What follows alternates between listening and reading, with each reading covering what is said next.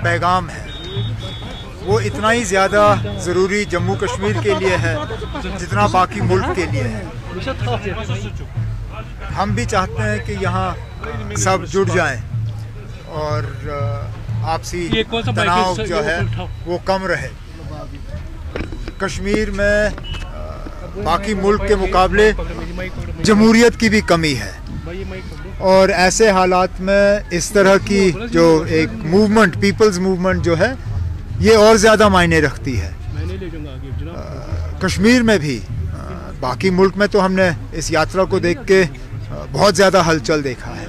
कश्मीर में भी बहुत उत्साह है और काफ़ी जोश है लोगों में इस यात्रा को लेके और मैं उम्मीद कर रहा हूँ कि 30 तारीख को जब इस यात्रा का क्लोजिंग सेरेमनी होगा तो अच्छी खासी तादाद में लोग उसमें शिरकत करेंगे। क्या आप मानते हैं कि राहुल गांधी की जो ओवरऑल इमेज है वो भी इस यात्रा से काफ़ी चेंज हुई है? जनाब, मुझे नहीं लगता है कि राहुल गांधी जी ने ये यात्रा अपनी इमेज को बदलने के लिए किया।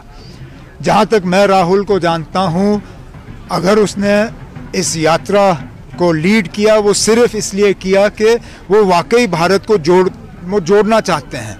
वो परेशान हैं इन ये आज के हालात देख के और हम में से ऐसे बहुत सारे लोग हैं जो आज के भारत के हालात को देख के परेशान हैं।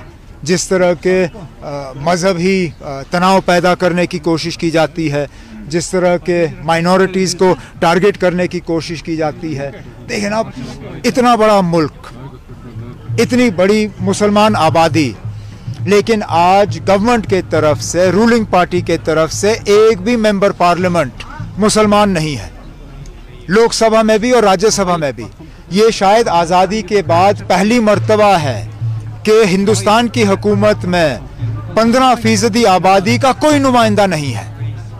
इसी से आपको पता चल जाता है कि ये कहें जो कहें, ये लाख कोशिश करें अपनी दोस्ती अरब मुल्कों के साथ बनाने की, और ये बनाते भी हैं, लेकिन जो असली हालात मुसलमानों के हैं वो आपको हुकूमत देख के पता चल जाता है।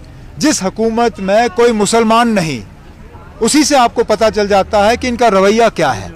तो जो आपने सवाल पूछा, ये यात्रा राहुल गांधी जी ने अपनी इमेज को बनाने के लिए नहीं किया।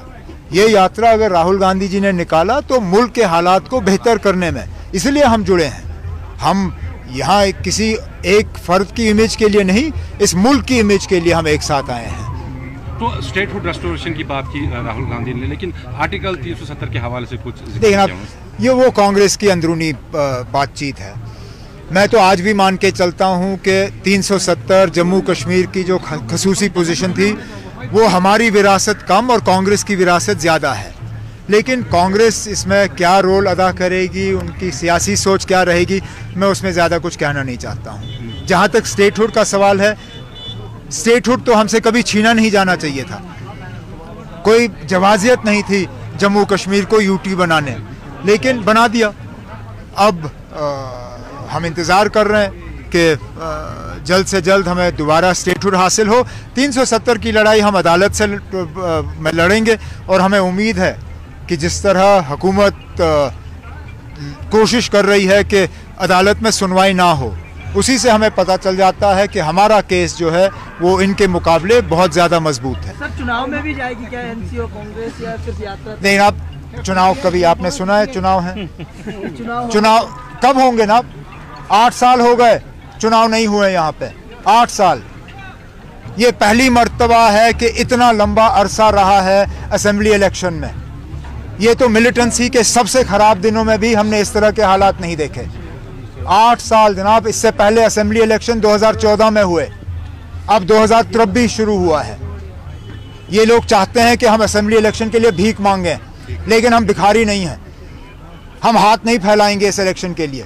इलेक्शन जब होंगे तब देखी जाएगी। उमर साहब, कांग्रेस के सीनियर लीडर राशिद अलवी ने दिग्विजय सिंह के स्टेटमेंट को सपोर्ट किया, सर्जिकल स्ट्राइक लेके बोला है कि वीडियो क्लिप दे दीजिए आदमी। मोबाइल मुझे उस पर क्या कहना है ना सर, आपका कुछ स्टेटमेंट? कोई स्टेटमेंट नहीं ना, हमें उस पर कुछ कहना ही नहीं है।